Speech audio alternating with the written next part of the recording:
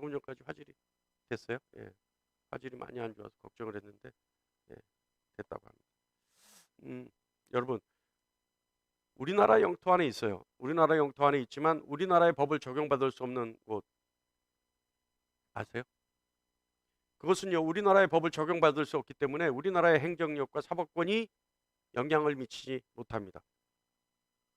그래서 그것은요, 아무리 흉악한 법리라 하더라도 그것으로 피신하게 되면 우리나라 경찰이 그곳으로 들어가서 잡아 나올 수가 없다. 그런 것이에요. 물론 범인 인도 조약, 나라 간에 그거 있죠. 범인 인도 조약 이런 것이 체결되어 있으면 적절한 절차에 따라서 범인을 인도받을 수 있지만 우리나라 공권력이 함부로 들어가서 잡아 나올 수 없는 것이 있어요. 다시 말하면 우리나라 안에 있지만 우리나라 영토가 아닌 것이에요. 그런 것을 우리는 치외법권 지역이라고 합니다. 치외법권 지역의 대표적인 곳이 어디예요? 대사관, 영사관, 그죠? 그 어떤 나라의 또 국적기 이런 것도 치외법권 지역이에요. 그러니까 그 비행기 안에 뭐 이런 것 다 마찬가지예요. 그러니까 이 치외법권 지역. 근데 이 치외법권 지역을 대사관을 예를 들면요.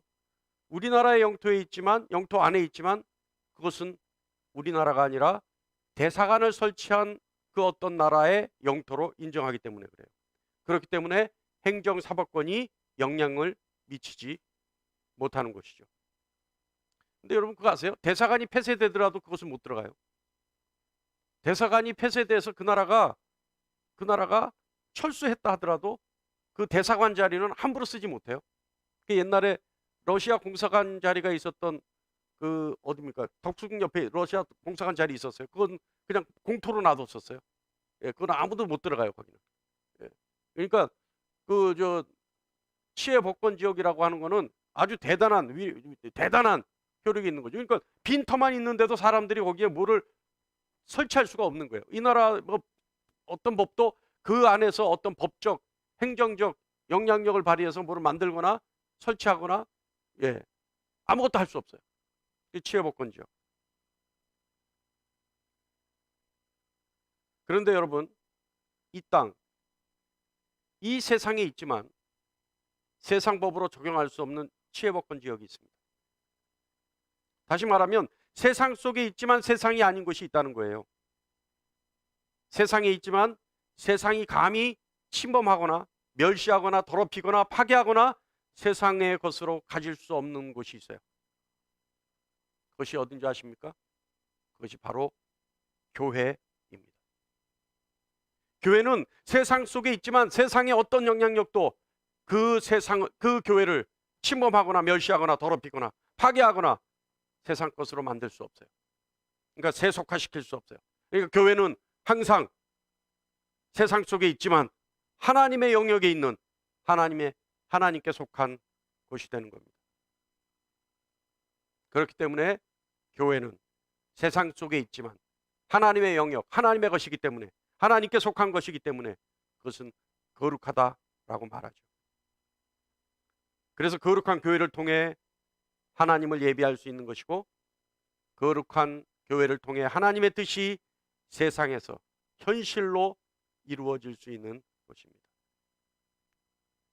세상 속에 있지만 땅에 있지만 교회는 하늘인 것이죠. 교회, 여러분 교회 어떻게 생각하세요? 교회는 여러분이 가지고 있는 교회는요 신학적 교리적으로 여러 가지로 많은 해석과 의미를 부여할 수 있습니다. 가능해요. 그리고 교회는 기능적인 면에서도 많은 요소들이 있죠.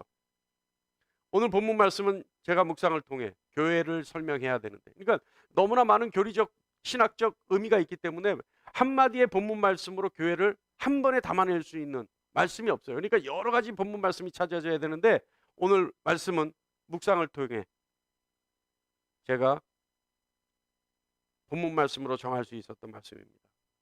그래서 교회의 신학적이고 교리적이고 또 기능적인 요소 함께 나눌 수 있는 본문이 아닌가 생각합니다. 먼저요, 성경에서 교회는 두 가지가 있다고 말합니다. 하나는 눈에 보이는 유형의 교회와 다른 또 하나는 눈에 보이지 않는 무형의 교회가 있다고 합니다. 오늘 본 말씀 23절 말씀 보면 예수님의 말씀을 가르치시는데, 예수님의 말씀을, 다시 말하면 예수님의 가르침을 받기 위해 모여드는 무리가 있죠. 본문에서는 뭐라고 돼 있어요? 예수께서 온 갈릴리에 두루 다니사 그들의, 그러니까 이 그들이라고 하는 이 사람들은 누구예요? 이 사람들은 예수님의 가르침을 받기 위해 모여든 무리들이에요. 그러니까 이 무리, 예수를 따르는 무리, 그들이라고 표현되어 있는 이 무리를 눈에 보이지 않는 무형의 교회라고 얘기합니다. 눈에 보이는 장소나 공간을 가지고 있는 것은 아니지만 예수를 따르는 무리, 이 무리를 교회라고 하는 겁니다. 그러므로 교회는 예수라는 존재를 중심으로 모여드는 사람들을 말합니다. 그러니까 교회는 사람들, 예수를 따르는 사람들, 예수님을 중심으로 모여들어서 예수님의 가르침을 받고자 하는 사람들, 이들이 교회입니다. 또 다른 하나의 교회는 본문에 의하면 그들이 예수의 가르침을 받기 위해 모여든 곳, 본문 말씀이 뭐라고 되어 있어요? 그들의 회당이라고 되어 있습니다. 그러니까 그들의 회당, 이 회당에 모인 것이죠. 그러니까 이 회당은 눈에 보이는 교회, 즉 유형의 교회를 말합니다. 회당에서 예수의 가르침이 있었고 그곳에 가면 예수의 가르침을 받을 수 있었기 때문에 사람들은 회당에 모였던 것이죠. 본문에서는 회당을 교회라고 할 수 있습니다. 교회는 눈에 보이는 교회와 눈에 보이지 않는 교회가 있습니다. 근데 여러분, 제가 조금 전까지 했던 요 짧은 시간에 이 말씀 중에 눈치챈 것이 있을까요? 혹시 여러분 눈치 빠른 분들은 금방 눈치챌 수 있어요. 또 가정에서 예배 보는 분들 중에서도 눈치채는 분 있을 수 있어요. 뭐냐 하면 눈에 보이는 교회와 눈에 보이지 않는 교회를 설명했는데 여기에 공통된 점이 있다 이 말이에요. 눈치채는 게. 자, 교회라고 하는데 반드시 있어야 될 것이 있었어요. 뭔지 아세요? 반드시 교회라고 하는데 필요한 것이 있었어요. 뭔지 아세요? 눈치채셨어요? 뭐냐 하면 교회는 바로 예수 그리스도가 중심이 되어야 한다는 겁니다. 교회는 누가 있어야 돼요? 반드시 예수 그리스도가 있어야 된다. 예수 그리스도의 가르침을 따르기 위해, 배우기 위해, 가르침을 받기 위해 모여든 무리도 교회고, 그 무리를 모아서 가르침을 주는 장소도 교회고, 그래서 교회는 뭐예요? 예수 그리스도께서 중심이 되셔야 하고, 예수 그리스도의 가르침이 있어야 하고, 예수의 이름이 있어야 하고, 다시 말하면 예수가 중심이 되어야 한다. 이것이 교회다. 근데 우리 신앙 고백에서 거룩한 공교회를 믿는다라고 고백합니다. 사도신경에서 고백하는 교회는 거룩해야 한다라고 고백하는 거죠. 다시 말하면 눈에 보이는 교회든 눈에 보이지 않는 교회든 예수를 중심으로 모이는 곳인데, 그 예수를 중심으로 모이는 곳은 거룩해야 한다라고 얘기합니다. 여러분이 뭐 신앙 고백 필요 있겠어요? 예수를 중심으로 모이기 때문에 거룩할 수밖에 없죠. 자, 거룩에 대해서 좀 더 상세하게, 자세하게 생각해 볼까요? 여러분, 거룩한 교회는요, 하나라는 것을 강조하는 것입니다.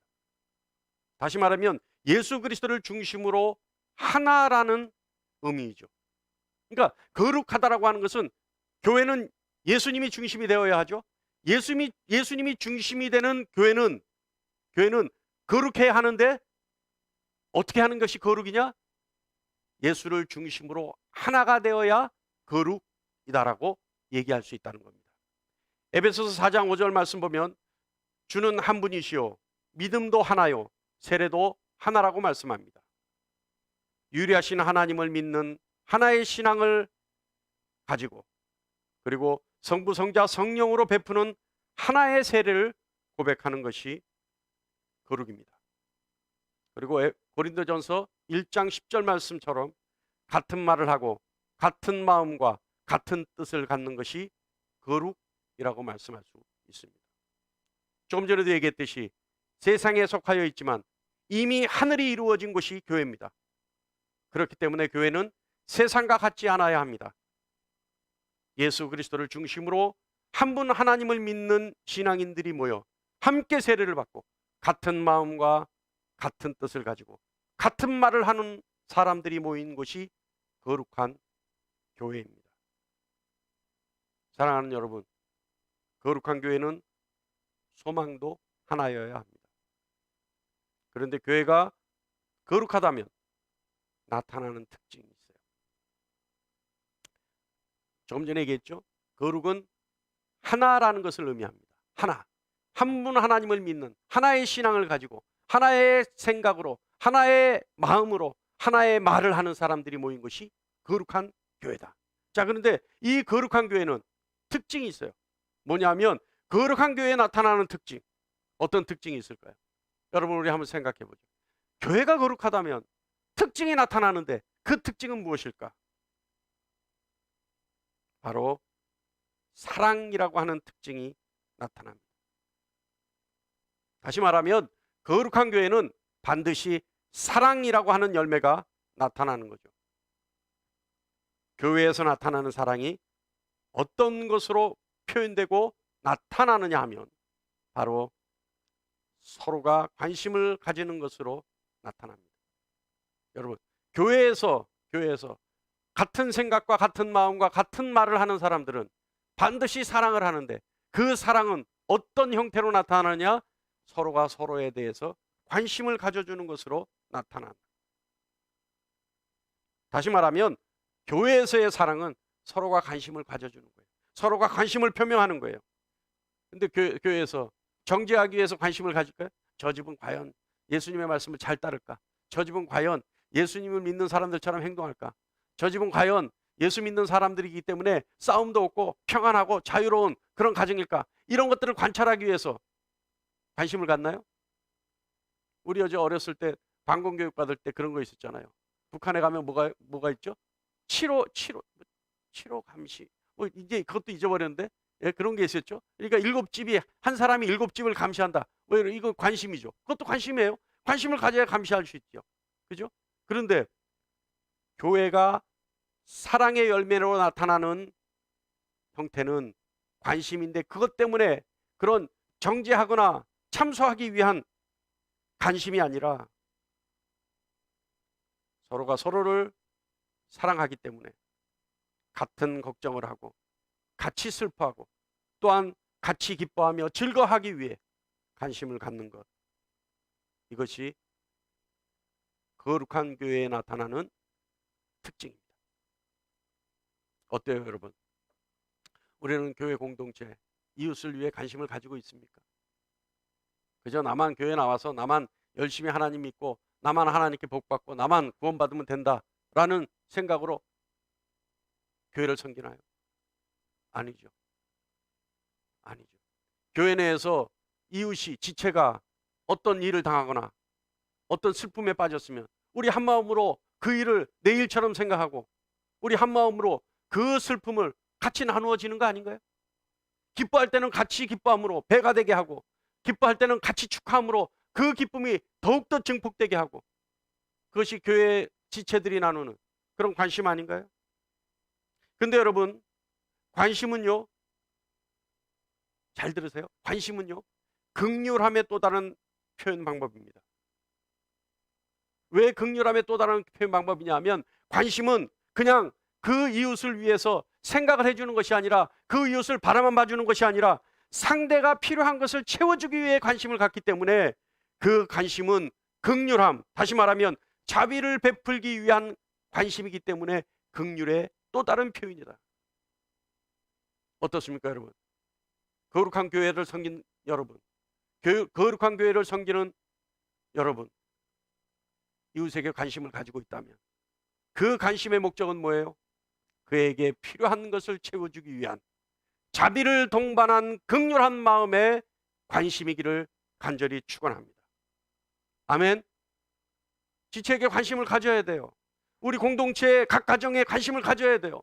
목사도 성도들의 관심을 가져야 되고 성도들도 각 개개인이 성도끼리 이웃끼리 공동체의 일원으로서 관심을 가져야 되고 목자에게도 관심을 가져줘야 되는 거예요.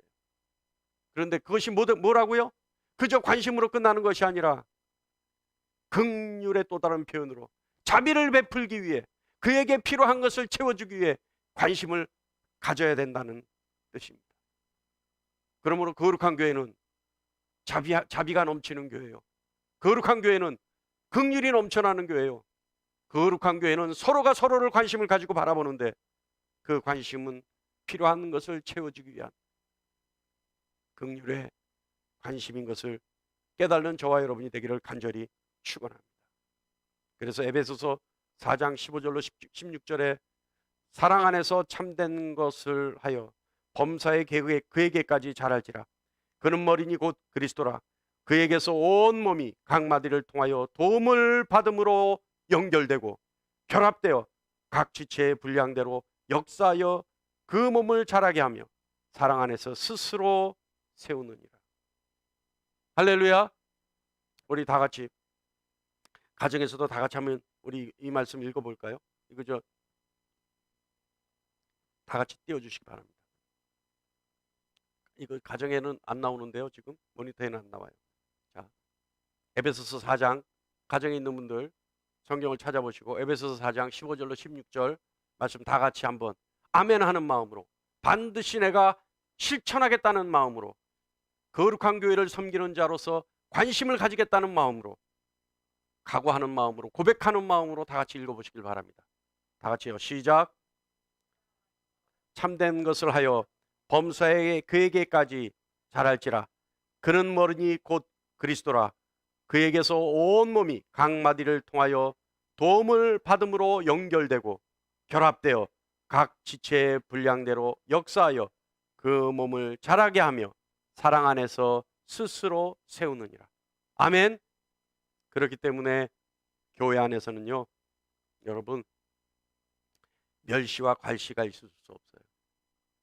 교회 안에서는. 어떤 분이 한 2, 3년 전에 우리 교회 처음 와서 한 2, 3년 교회를 안 다니다가 우리 교회를 처음 왔노라 얘기를 해요. 그때 그분 고백이 그거였어요. 그 전에는 큰 교회를 갔는데, 물론 이거 좋은 장단점이 각각 있는 것입니다만은, 그분의 말 그대로 옮기면 셀 모임이 있었는데, 셀 모임을 각 가정에서 드렸대요.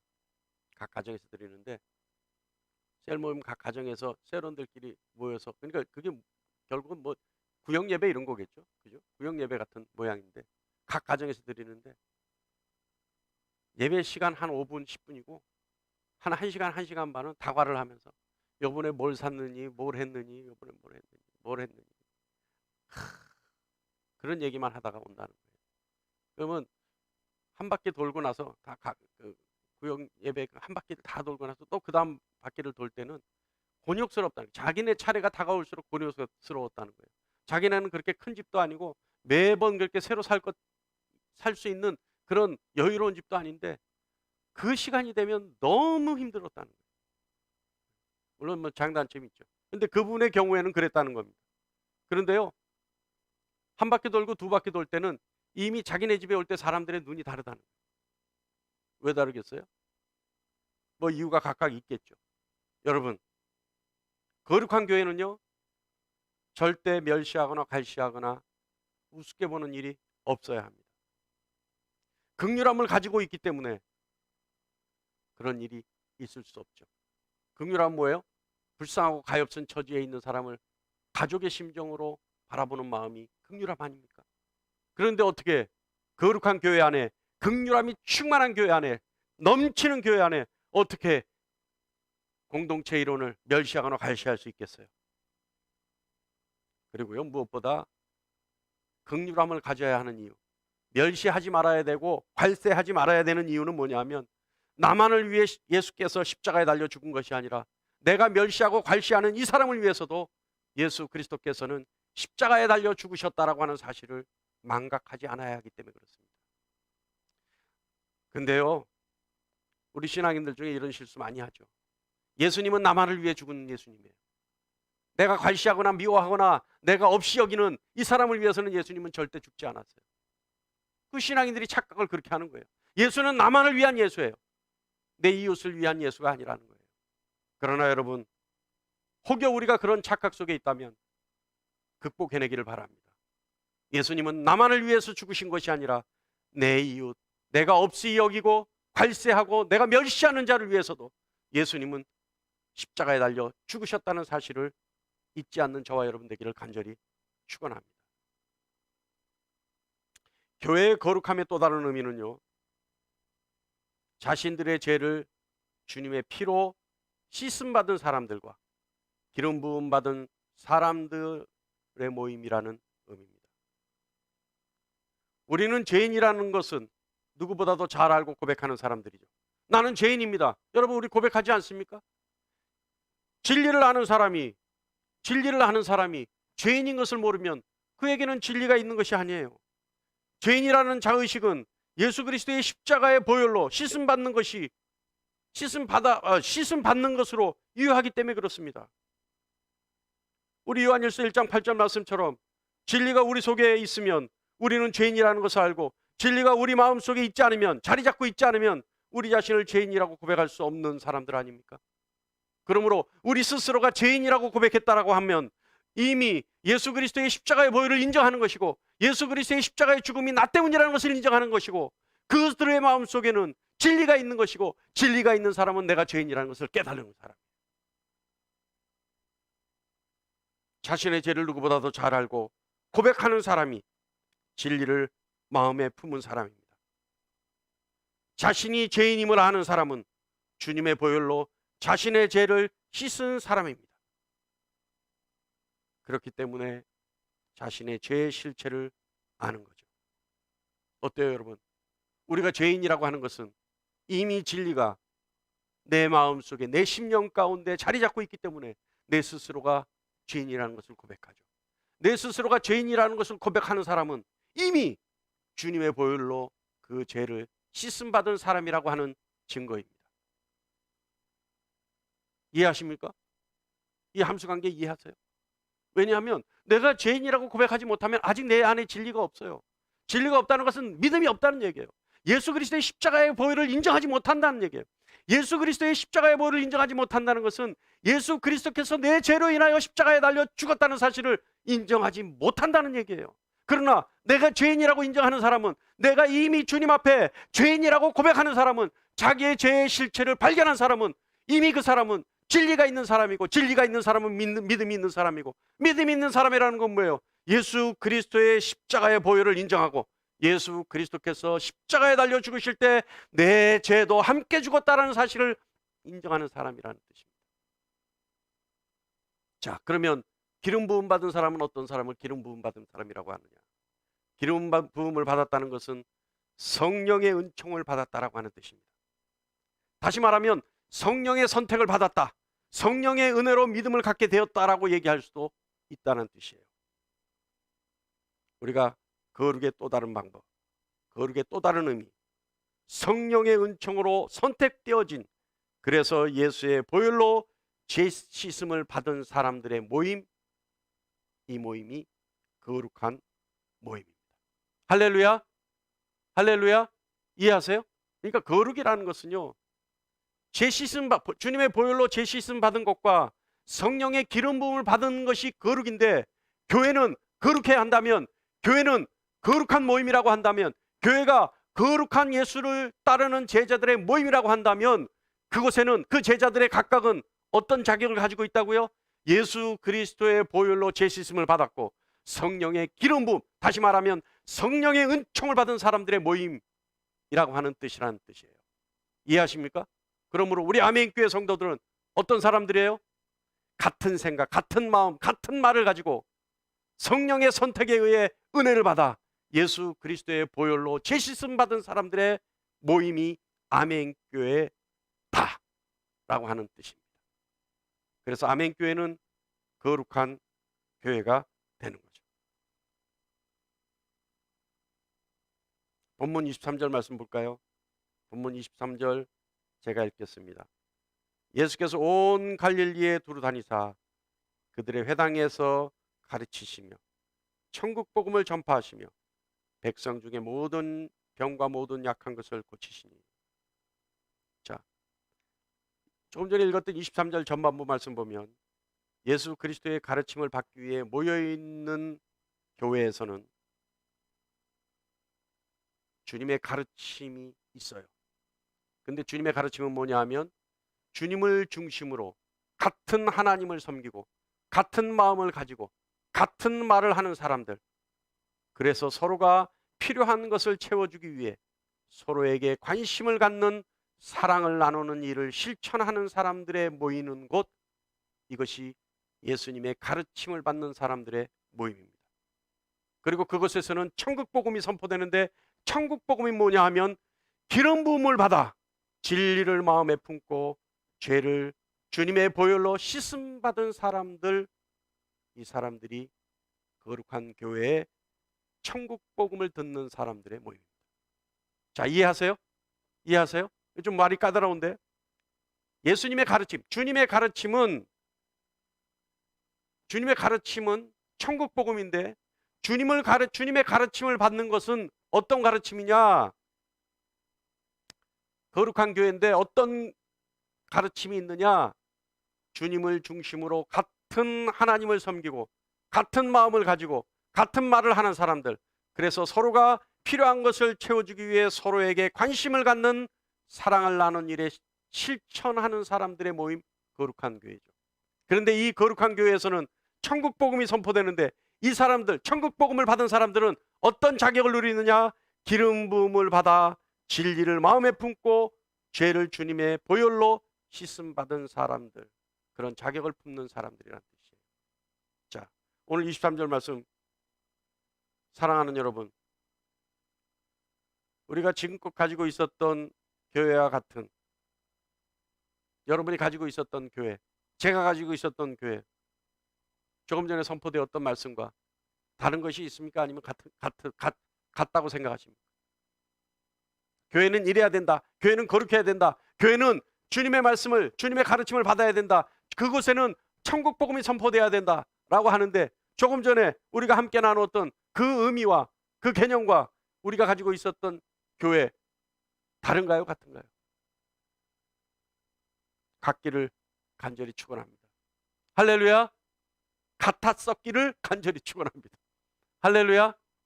예.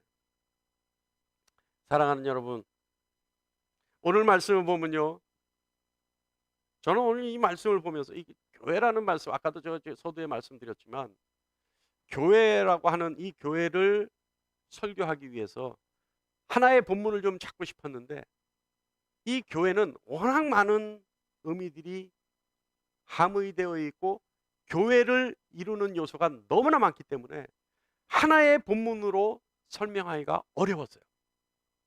그런데 이 마태복음 4장 23절로 25절 말씀을 읽다가 보니까 여기에는 정말 교회가 갖추어야 될 모든 요소들이 다 들어있던 말씀이다 이거죠.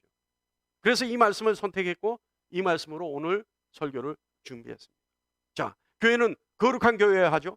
그리고 교회는 두 번째로 어떤 일이 일어나야 하냐면, 모든 사람 중에 모든 병과 모든 약한 것들이 회복되는 곳이 교회입니다. 할렐루야. 디모데후서 3장 8절 후반부 말씀 다 같이 한번 읽어볼까요? 시작. 그들도 진리를 대적하니 이 사람들은 그 마음이 부패한 자요 믿음에 관하여는 버림받은 자들이라. 누구를 얘기하나요? 이 디모데후서 3장 8절 이 후반부에 있는 진리를 대적하는 자들, 마음이 부패한 자들, 믿음에 관하여는 버림받은 자들, 이 누구를 얘기하나요? 여러분, 복음의 진리를 대적하는 사람이 누굽니까? 그리고 부패한 자들이 누굽니까? 믿음에 관하여는 버림받은 자들이 누굽니까?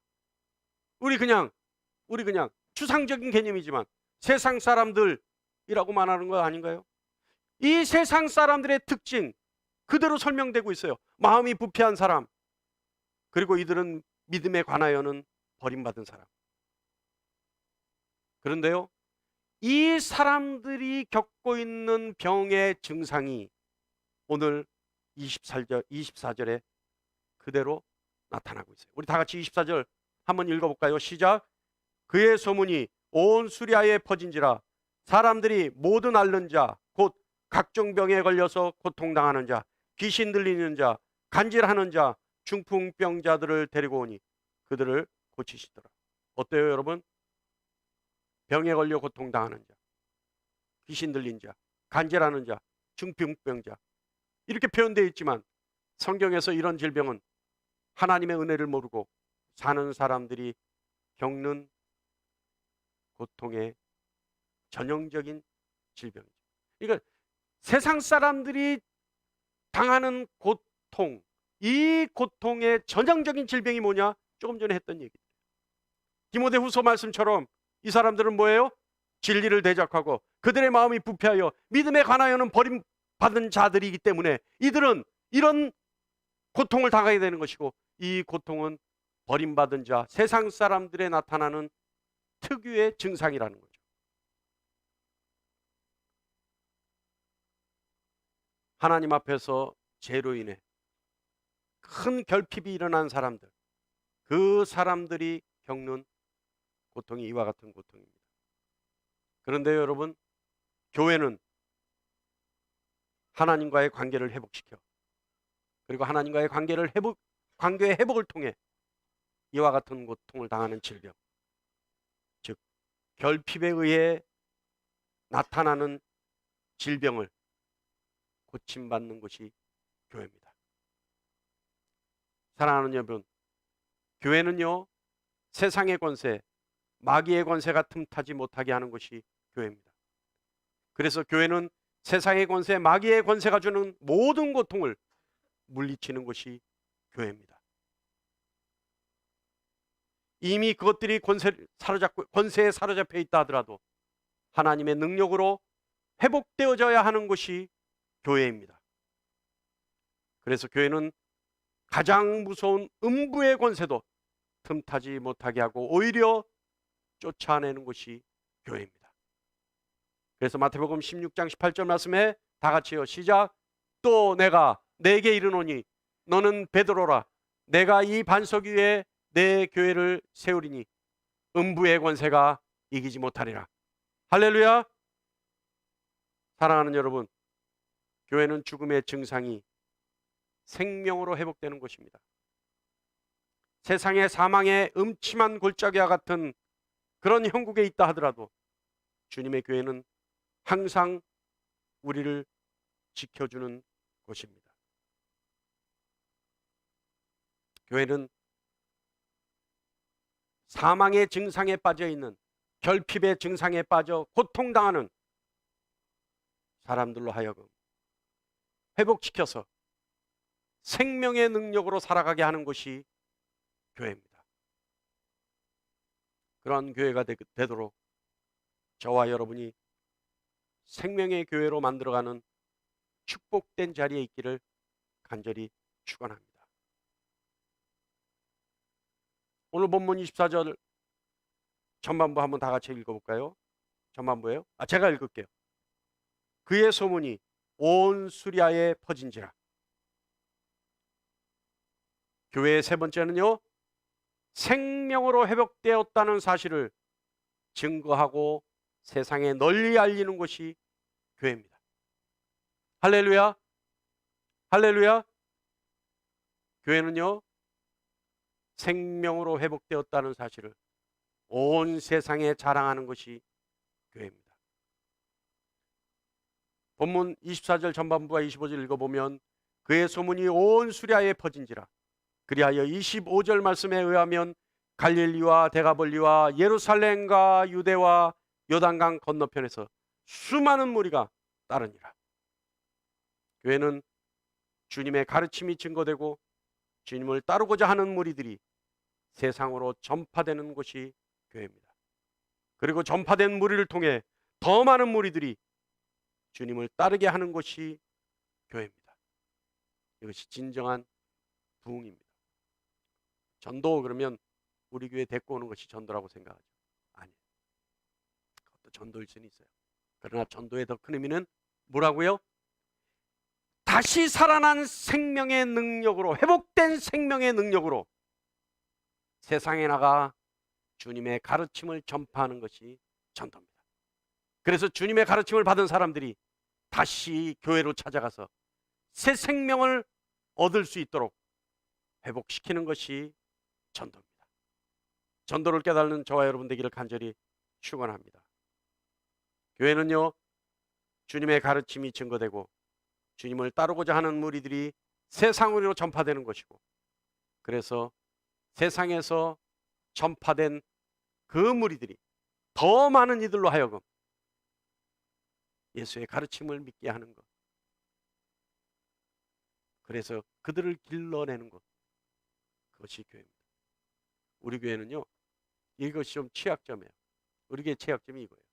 뭐냐 하면 나가서 자랑하지를 못해. 나가서 우리 교회 안에서 회복되었다면 그 회복된 것을 자랑해야 하는데 정말 자랑하지 못해. 물론 하는지 안 하는지 제가 잘 모르겠습니다만 눈에 보이는 가시적인 결과가 없기 때문에 저는 안 한다고 봐요. 사랑하는 여러분, 은혜는요, 나눠야 커집니다. 주님을 증거하면 할수록요, 더 많은 증거거리들이 생길 수밖에 없어요. 여러분, 한 사람의 증거와 고백을 통해 더 많은 무리가 주님을 알게 해야 합니다. 교회는 회복된 무리들이 모여서 그 회복된 은혜를 함께 나누고 세상으로 전파되어져서 세상에서 그 증거를 하며 기쁨을 나누며, 그래서 세상에서 질병으로, 결핍의 질병으로 고통당하는 자들에게 회복의 기쁨을 들려주는 것이, 그들이 모여있는 것이 교회입니다. 살아있는 교회라면 전파되는 자들의 입술을 통해 주님이 증거되어야 해요. 회복된 교회라면, 진정한 교회라면, 그래서 기름 부음 받은 자들이 모여 있는 곳이라면 주님의 이름이 전파되어져야 합니다. 그래서 진정한 부흥을 이룰 줄 아는 무리들이 모여 있는 곳이 교회입니다. 사랑하는 성도 여러분, 저는 간절한 바람이 있어요. 우리 교회 예배당이 차고 넘치는 것도 부정할 수는 없지만 더 진정한 바람은 여러분이 완전히 회복되어져서 주님 없이는 살 수 없고, 주님 자랑하지 않으면 살 수 없고, 주님의 자랑의 증거를 세상에 나가 고백하지 않으면 살 수 없는 그런 성도들이 되었으면 좋겠습니다. 그런 성도들이 모여있는 거룩한 아멘교회였으면 좋겠습니다. 그런 성도들이 모여있는, 그래서 영적으로 늘 부흥하는 아멘교회였으면 좋겠습니다. 다니엘서 12장 3절 후반부에 보면 이런 말씀이 있어요. 다 같이요, 시작. 많은 사람을 옳은 대로 돌아오게 한 자는 별과 같이 영원토록 빛나리라. 아멘. 여러분의 영혼이 하늘에서 영원토록 빛날 수 있는 영혼이 되기를 간절히 축원합니다. 기도하겠습니다. 주님, 오늘도 감사합니다. 오늘도 저의 입술을 통해 증거하게 하시고